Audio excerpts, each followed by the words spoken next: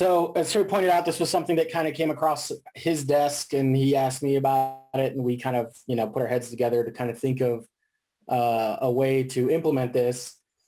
And so somebody had wanted to know if there was a way to have a check mark or an X or some sort of display an image like in real time based on a field or multiple fields. So like if somebody was answering questions on a test and they had and then there was a form at the end of all the questions that they got right and all the questions they got wrong, like you could immediately see based on the images that were displayed what questions they got right or wrong. And so based on that, I created this quick demo here with using embedded images. So if you guys have been seeing these red zones, you know that whenever I do images, I add them to Imager, and then I grab the Imager link and I use the Imager link here. So this time I'm using the descriptive text field type, and I'm putting an image in REDCap directly and then using that image. So here, if, when was Arizona founded, if you got it wrong, if you got it right. So it's displaying a check box, or it's a check mark or a, red X if, depending on if they get them right or wrong. And this, this doesn't have to be in real time. This could be something where they enter this, answer these questions, submit it, and then the reviewer, the manager of the project would have their own instrument that has these as a embedded table, and then they would see what they got right and wrong. So it just something that you could do using embedded images. And so it's a very simple demo, but it's not too bad. It's just, there's a lot of little moving parts. So if we go to the designer here, basically what we're doing is for every question, there is an image that you're uploading. So for each one of these, there's the yes and the no. And all I've done is in the descriptive text, I created these images and I've just added them so they display inline. And then I've set the branching logic for the display for these. So you have to know which question is right, what answer is right for each question. So the branching logic here for question 1, it would be 2. And so I'm setting this to where I want to see the green check mark when the answer for this is 2. I don't want to see, I have to set the branching logic here to where if the question is not 2, but also not blank, because if you don't set the not blank part, as soon as you open up the quiz, the answer is not 2 because it's not anything, and you're going to see the red X, and you don't want to see that automatically. So you have to account for that if it's unchecked. So you basically have to do this for every set of images, and you would have to know the answer. So this one's 3 for this question number 2, and then the same thing where if it's not 3 and not blank. So it's fairly simple. And then what I've done is after I've created all my fields and my images, I've created an embedded a table with field embedding. So I have the labels here. You have to put, so I didn't realize this with the field embedding, but it makes sense.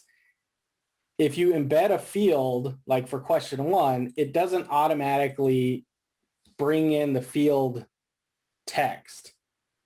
For some reason, it just gives you the field, whatever, if it's an input box or radio buttons or check buttons, it just gives you the answer portion of the field. It doesn't give you the field label. So I had to put the field label in, and let me set the borders on these so you can see, because they're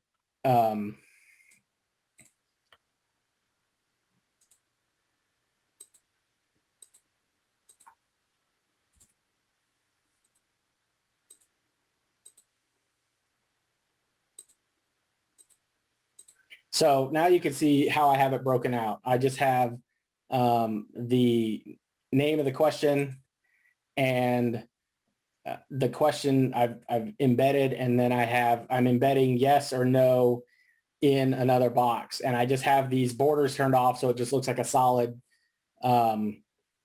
text. So a solid wall of text. And if we go back to the quiz here, you'll just see here, there's no break in any of these. And then this is just off to the side. But I have, it's basically a 2-column table with 5 rows, and I'm just putting in each question and each set of answer images. And that's pretty much it. I did a little bit of CSS stuff because it kept, like the images kept moving, but that's no big deal. So using that, the other thing that I thought of would be if you have a project where you have these certain steps or requirements that need to happen and you want to check to make sure everybody's going through them properly, you could do that with a similar method. So if we go back to the designer here, I created just 3 quick forms that somebody can enter, and then I have a checklist here at the end. So if we go to record status dashboard, I'm just going to add a new record here, and then so I'm going to make sure that I do my registration, and then I'm going to complete, and then go to next form. And then let's say I don't complete this, so we'll just go to next form, and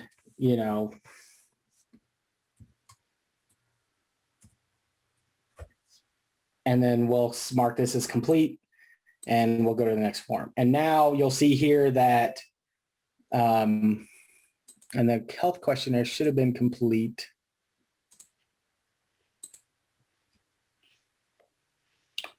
I'm not sure why that one's not showing up. Let me go back to my record 1 and see if it does.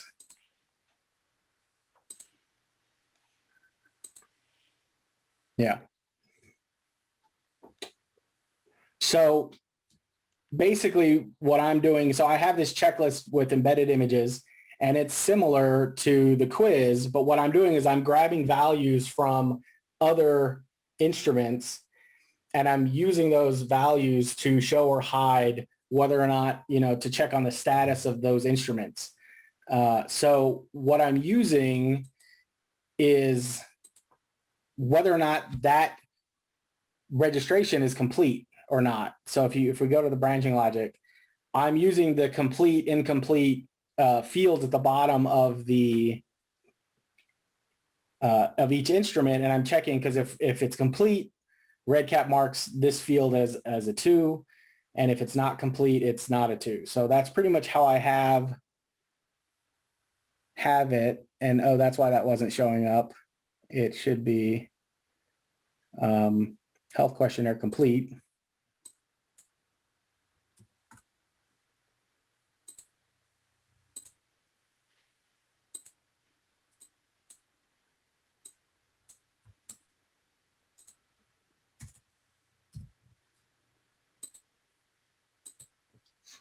So that's the exact same thing. As I'm just using these images, and I have to pull them in every time for every question, however many images you need for each question or each status check. And then I just have a table that is pulling these in, whether I have this reg check yes here, reg check no. So each check, and that's all it's doing is it's pulling in the values for the field, for each instrument. So let me go back to the records status dashboard. And now if we look at number 2 here, you'll see that the middle one is incomplete, and the third one is complete. And so you would have to make sure that it's marked as complete, because if in this instance, if we filled out the health questionnaire but we forgot to mark it as complete, and we went back, it's going to say that it's incomplete.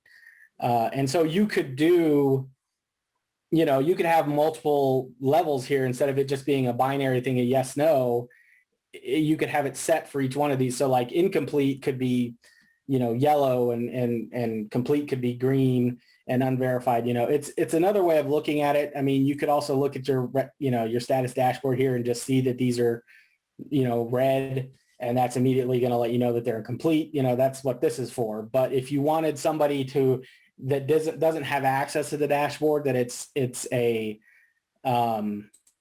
like a survey, this survey you could send out to somebody and they could just view it as a survey. They could just immediately see for that record what's missing, those kinds of things. And Terry and I had talked about, like, if you could do an embedded image, so if we just created one set of images and then embedded those or used piping to kind of fill those out, would that work? And it doesn't work because it doesn't let you pipe images. And if you were able to pipe images, you wouldn't be able to have those fields. Like, this would be one field, right? So I would have an image for yes and an image for no. And anywhere the yes was marked, I would want it to show up. And anywhere the no is marked, I'd want that to show up. But the problem is, if I answered yes on this first question, that would satisfy the logic for all of the questions. Like, so yes would show up, for that image would show up because it's meeting the condition for yes. And so then it would show up everywhere. Same thing for no. If one question was marked no, it would satisfy that condition and it would show up everywhere. So you would have to have separate images for every question. You wouldn't be able to just have one set of images and then pipe those in, because down here you would have, this would just be yes, no, yes, no, yes, no. And all the yeses would just show up and all the no's would show up, if that makes sense. And I tried doing it in a separate project here.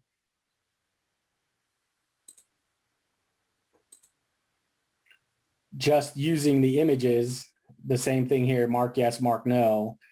And it wouldn't show up. So I wasn't able to get the branching logic to show up here because, there's two different issues here. Like I was explaining with the branching logic is that all the yeses would show up. The other problem is you can't pipe in a descriptive text field. So I'm having this mark yes field, and instead of it being its own question, I'm just pulling in that image for mark yes. I do have separate fields for this, yes, no, for these, but I'm just using the same images over and over because I thought, well, that would be a good workaround because I could still have the branching logic and then I would only have to put the images in once, but it doesn't work that way. So it would just say mark yes, mark no. It doesn't display the image at all because REDCap doesn't pipe in the images. So that's a problem. And maybe that's something that, Vanderbilt would work on if we ever sent them a thing. But there's different ways of doing images. I was just trying to think of a way to where you didn't have to keep having, multiple copies of the image, because it would be nice if you only had to put the images in once, because then let's say somebody was like, well, I don't really want a green check, I want something else. You only have to change it in one place. You wouldn't have to do it for every single one. And if you had a questionnaire of 100 questions, like that starts to get cumbersome. So you would be able to do it in one place. And, maybe this would be something that we could work on down the road to try to figure out a way to get around this. There might be an external module that does that or helps you with inline images. But right now you would just, if you did something similar to this, you would have to put those images in, you'd have to upload them as a descriptive text and attach them as an inline image for every field that you wanted it to be displayed. So anybody have any questions?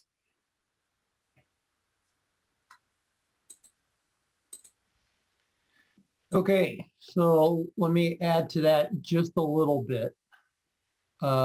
Let me grab. Oh, well, so Vern had a quick question. Let's try. Vern had a quick question. He said, could it be because I'm using the hidden action tag? And I think I took that out, but let's see, I might not have.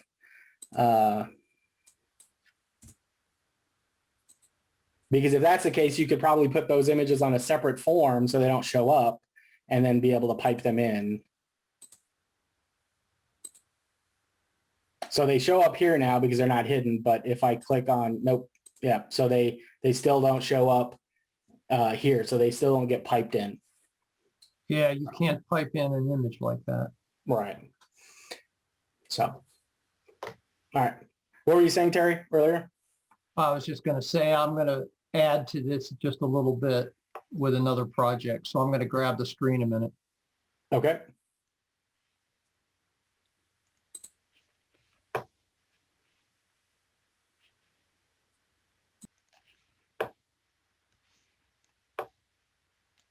Okay, so let me make it bigger here.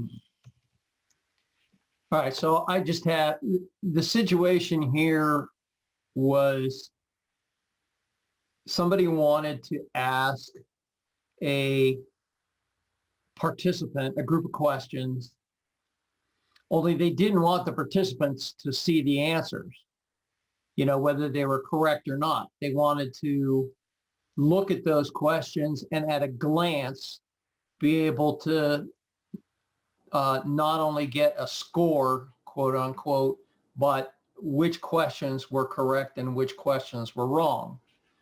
So if they opened up so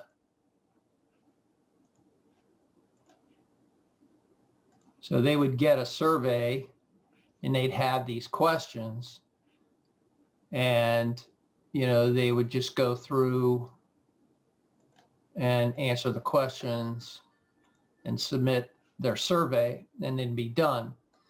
But then the investigator wants to kind of go back and see, well, what answers were right, what answers are wrong, what do we need to talk to them about, blah, blah, blah.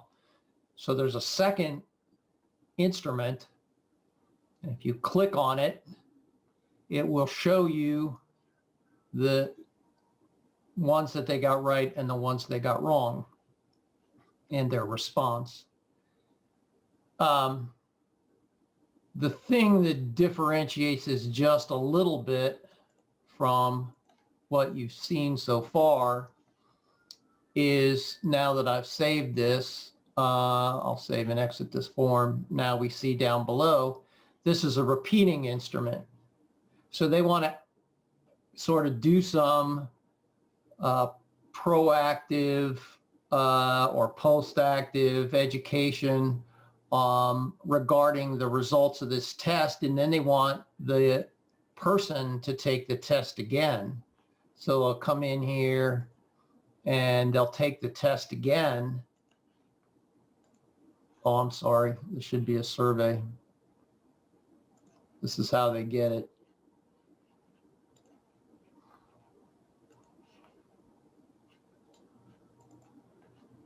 So now they have the second instance. So can you open up the answers template and see what questions were correct or incorrect on that second questionnaire? And the answer is yes. As soon as you add the new instance, it's comparing instances and it will show the correct answer for that. So it just takes what Manny was showing you just a little step further and allow you to do this with repeating instruments. So when you mark it and save and exit, you know, you get that. And the difference is relatively minor.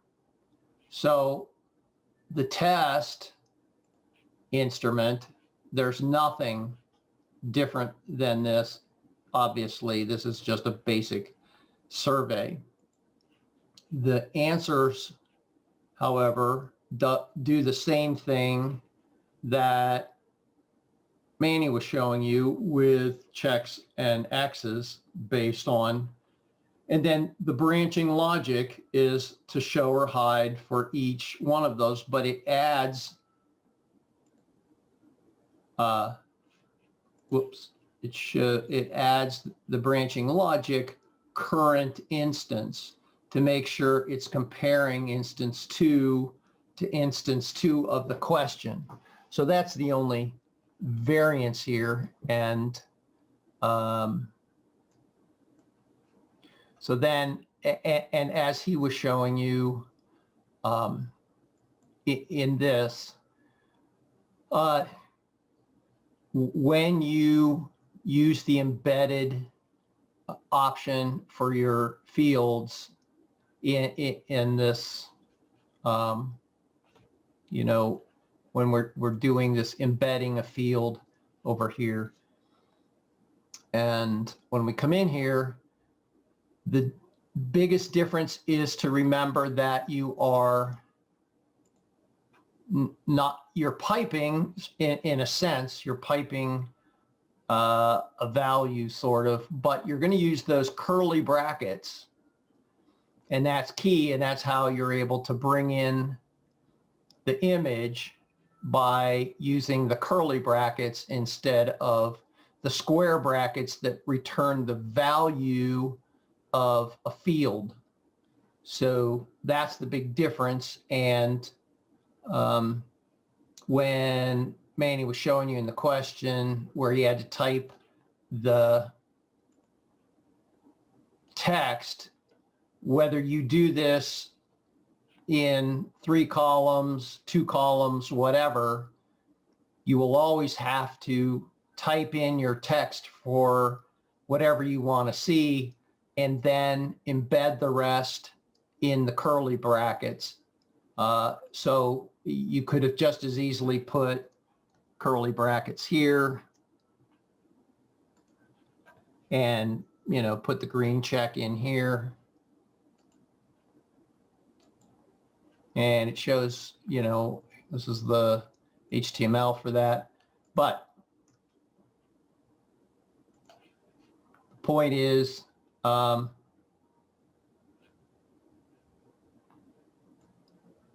this is an opportunity to create a second chance at scoring based on you when you use the current instance qualifier. We also were doing that, just this kind of thing the other day, just to step away from the graphics a minute. In alerts and notifications, we were wanting to make sure that the correct survey got sent out, but we wanted to sort of reuse the survey. It was a repeating instrument, so we wanted to send it out multiple times, but really only like once per instant. So if I grab something and then just once per, I must have test. Okay.